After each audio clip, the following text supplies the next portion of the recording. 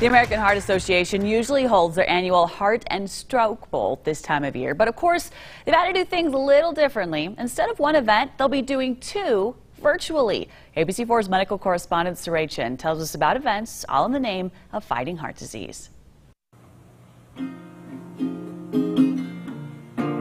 It was late last night. I was feeling something wasn't right. 17-year-old Macy Wright from Sandy has always turned to music for comfort and healing. So I was born with a congenital heart defect. I was born with 2 deformed valves. After that, I had a couple of simple procedures in order to just kind of keep my condition at bay. Macy was born with a congenital heart defect. Growing up was lonely at times. No sports and lots of time spent in the doctor's office. As sad as it is, it kind of made me feel like I was losing sight to who I really am as a person. And I was not only physically impaired, sometimes I felt like I was kind of not emotionally connecting with most of the children that I hung out with. Just called. They told us they don't know for sure. They told us that we need to get ready, that they're going to call us in an hour, and that we need to be ready to get in the car and go. Then 4 years ago, Macy received a new heart. Today is transplant day. We got the call for my heart. She had multiple heart procedures as a young child, including open heart surgery at age 10, and then received a heart transplant at age 14.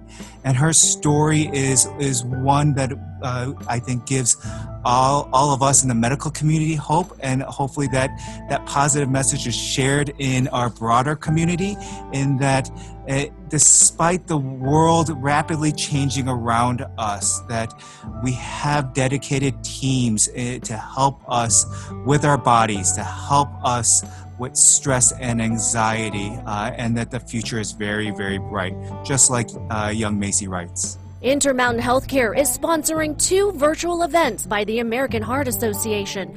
On Tuesday, a live streaming concert on Facebook featuring Macy and her musical talents. The songs that I chose are, specifically songs that are really close to my heart and have a really hopeful and positive message that I listened to whenever I was feeling down or having a hard time. And music is one of those very powerful tools in healing.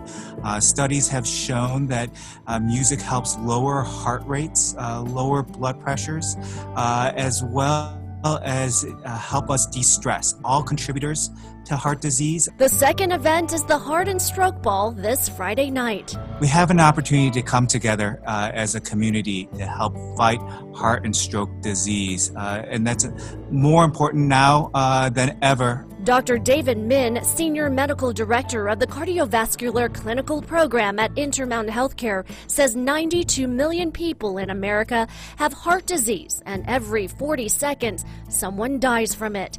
He worries during the pandemic, people might not seek the help they need.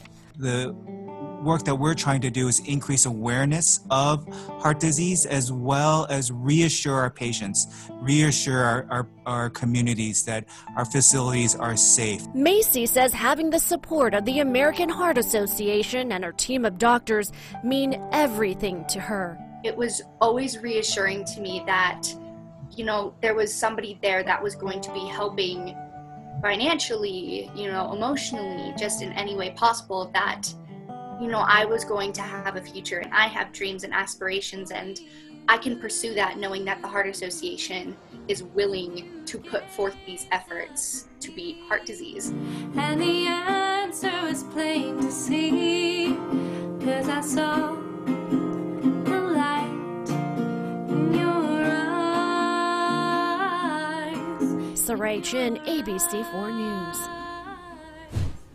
So to recap, the 2 virtual American Heart Association events will be happening Tuesday, June 9th at 7 p.m. That's the concert on Facebook. And then Friday, June 12th is the virtual auction for the 35th annual Heart and Stroke Ball.